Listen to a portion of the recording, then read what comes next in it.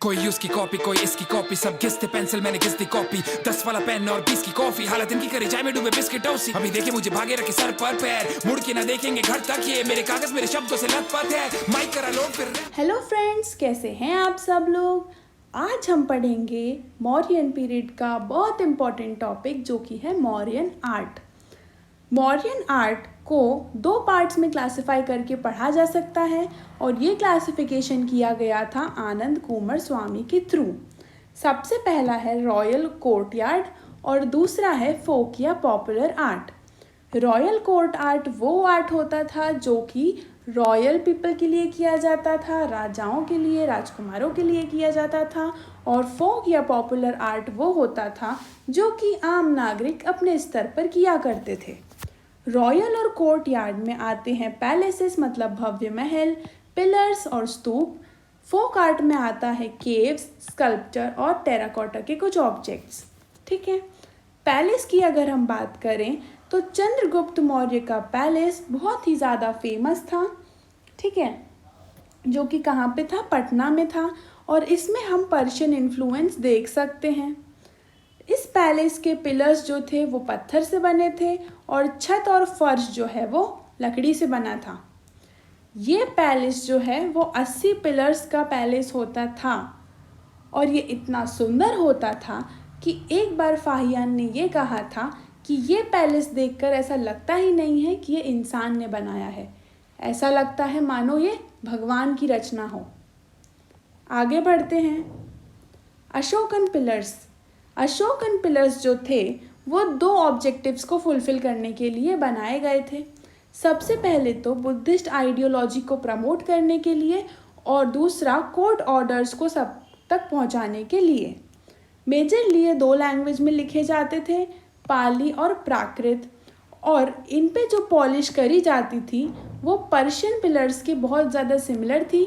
मैंने आपको पहले जब फॉरेन इन्वेजन का वीडियो लिया था तब मैंने बताया था कि अशोकन पिलर्स किससे इन्फ्लुएंस्ड है, पर्शिया से। ठीक है, और सबसे फेमस अशोकन पिलर जो है वो है पिलर ऑफ सारनाथ। आप देख सकते हैं ये जो पिक मैंने ऐड करी है ये उसी पिलर के ऊपर वाला पार्ट की पिक है। ठीक है, और सारनाथ का पिलर जो है वो इंडिया का स्टेट एम्बलम है और आप देख सकते हैं यहाँ पर 4 एनिमल्स जो हैं वो दिखाए गए हैं। वो 4 एनिमल्स हैं एलिफेंट, हॉर्स, बुल और लायन। ठीक है, और जो वर्ड सत्यमेव जयते जो इसमें लिखा गया है वो कहाँ से लिया गया है, मुंडक उपनिषद से लिया गया है। ठीक है, देवनागरी स्क्रिप्ट में लिखा गया है ये। तो इम्पॉर्टेंट ये है कि सत्यमेव जयते जो वर्ड है वो कहाँ से लिया गया है, मुंडक उपनिषद में, और कहाँ पर उसको इंस्क्राइब किया गया है, सारनाथ के स्तंभ में। ठीक है, और यहाँ आप देख सकते हैं एक अशोक चक्र बना है, तो इसमें कितनी तीलियाँ हैं, कितने स्पोक्स हैं, 24, जो डिनोट करते हैं 24 hours of the day. Okay, I hope it's clear to you. आगे बढ़ते हैं और बात करते हैं स्तूप पे। स्तूप के बारे में डिटेल में मैंने पहले ही आपको बुद्धिज़्म के लेक्चर में बताया है। अगर आपने वो नहीं देखा है तो मैं रिक्वेस्ट करूँगी आप पहले उसे जाके देखिए। अब स्तूप जो रहते हैं वो ब्रिक्स और स्टोन्स के मदद से बनाए जाते हैं और इसमें बुद्ध के और कुछ प्रोमिनेंट बुद्धिस्ट मॉन्क्स जो रहते हैं उनके जो अवशेष रहते हैं उनकी मृत्यु के बाद सहेज कर रखे जाते हैं। कुछ एग्जाम्पल्स जो हैं वो स्तूप के वो हैं स्तूप ऑफ बैरात, राजस्थान में है, और जो स्तूप है सांची का, ये बहुत ज़्यादा फेमस स्तूप हैं। ठीक है, ये आप देख सकते हैं स्तूप के डिफरेंट पार्ट। ऊपर रहता है छत्र, यहाँ हर्मिका, अंडा, मेधी और इनक्लोजर वॉल और तोरण।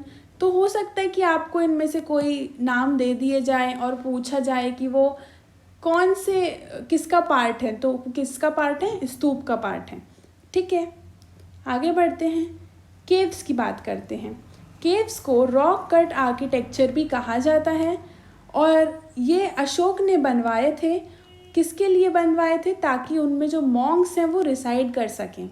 वो बेहद ही ज़्यादा सुंदर होते थे और बहुत ज़्यादा प्रोटेक्टेड होते थे, ताकि मॉन्क्स उनको हर तरह के मौसम में रह सके। मॉन्क्स उसमें वर्षा हो, ठंड पड़ रही हो, गर्मी हो, सबके लिए जो थे वो एडिक्वेट थे। कौन? ये केव्स। कुछ इम्पॉर्टेंट केव्स के नाम हैं बार्बर केव्स, नागार्जुन केव्स। ये फ़ोटो बार्बर केव्स की है। और दूसरे हैं नागार्जुन केव, जो कि अशोक के ही पौत्र मतलब ग्रैंडसन दशरथ ने बनवाए थे। तो पूछ सकते हैं कि नागार्जुन गुफाएं किसके काल में बनवाई गई थी या किसने बनवाई थी, तो वो है दशरथ के थ्रू बनवाई गई थी मौर्यन काल में। ठीक है, अब हम बात करते हैं कुछ लोक आर्ट की जो हमने बात की थी। तो स्क्रिप्चर्स ऑफ यक्ष और यक्षिनी, जो नॉर्मल प्रजाजन है वो यक्ष और यक्षिनी की मूर्तियां बनाती थी और ये इनकी पूजा करते थे। कौन? सारे धर्मों के लोग, जैनिज़्म हो गए, हिंदुइज़्म हो गए, बुद्धिज़्म हो गए, वो यक्ष यक्षिनी की पूजा करते थे। और पॉटरी बहुत ज़्यादा इम्पॉर्टेंट है। उस टाइम पे प्रिवलेंट थी northern black polished where NBPW। ठीक है, और कौशाम्बी और पाटलिपुत्र 2 सेंटर्स थे जहाँ पे ये जो थी एक बड़े लेवल पे की जाती थी। कौन सी वो जो जगह है? पाटलिपुत्र और कौशाम्बी। ये आप फोटो देख सकते हैं, ये एक नदन ब्लैक पॉलिश्ड वेयर की ही पॉटरी की ही फोटो है। ठीक है, और ये है यक्षिनी की मूर्ति और ये है यक्ष की मूर्ति। Is it clear to you? अब आगे बढ़ते हैं। नेक्स्ट इम्पॉर्टेंट है अशोकन एडिक्ट्स। अब अशोकन एडिक्ट्स की बात करें तो इनकी खोज जो थी वो तो पादरी फातलर ने कर दी थी 1750 में, बट उनको पढ़ा नहीं जा सका था क्योंकि उनकी लिपि डिफ़िकल्ट थी। पर जेम्स प्रिंसिप ने 1837 में फाइनली इसको पढ़ लिया था। तो ये पता चला था कि अलग अलग जगह में ये जो एडिक्ट्स हैं वो अलग अलग लैंग्वेज में मौजूद हैं। जैसे नॉर्थ वेस्ट की अगर हम बात करें इस एरिया में, तो वो खरोष्टी स्क्रिप्ट में एडिक्ट्स लिखे गए थे। वेस्ट की बात करें तो वहाँ पे ग्रीक और अरमाइक में लिखे गए थे। ईस्ट में ब्राह्मी लिपि में ये सब लिखे गए थे और ब्राह्मी लिपि ही सबसे ज़्यादा यूज़ की गई थी अशोकन एडिक्ट्स में, जो कि लेफ़्ट से राइट लिखी जाती थी। वहीं खरोष्टी लिपि जो है वो कैसे लिखी जाती थी? लेफ़्ट से राइट लिखी जाती थी। तो ये दोनों में मेजर डिफरेंस है। अब सबसे ज़्यादा इम्पॉर्टेंट हैं मेजर रॉक एडिक्ट्स में, जिसमें 14 प्रिंसिपल्स ऑफ धम्म बताए गए हैं। सारे 14 याद करने की ज़रूरत नहीं है। इम्पॉर्टेंट है ये, जहाँ पे सबसे पहला प्रिंसिपल कहता है कि एनिमल सेक्रीफाइस नहीं करना है और कोई तरह की फेस्टिव गैदरिंग भी नहीं करनी है। चौथा प्रिंसिपल कहता है कि आपको अपने रिलेटिव्स, एल्डर्स और को लेके बहुत ज़्यादा कर्टियस होना है और आपको जानवरों का भी ख्याल रखना है। पांचवा कहता है कि धम्म महामात्र की नियुक्ति, ये मैं डिटेल में बताऊंगी क्यों की जाती थी ये धर्म महामात्र की नियुक्ति जब हम पढ़ेंगे अशोक के धम्म। तो वो वीडियो ज़रूर देखिएगा, बहुत इम्पॉर्टेंट है, बहुत कुछ जानने को मिलेगा और मेंस के लिए तो भाई बहुत ही ज़्यादा इम्पॉर्टेंट है। ठीक है, 7th रॉक एडिक्ट जो है वो कहता है कि सारे रिलीजन जो एग्जिस्ट कर रहे हैं उसके तरफ आप टॉलरेंट रहें, सहिष्णु रहें। ठीक है, 8वां कहता है धम्म यात्रा का सिस्टम और 13वां कहता है कलिंग वॉर, जो कि मैं आपको पहले ही बता चुकी हूँ। 13वें शिलालेख में क्या है? कलिंग वॉर का डिस्क्रिप्शन किया गया है।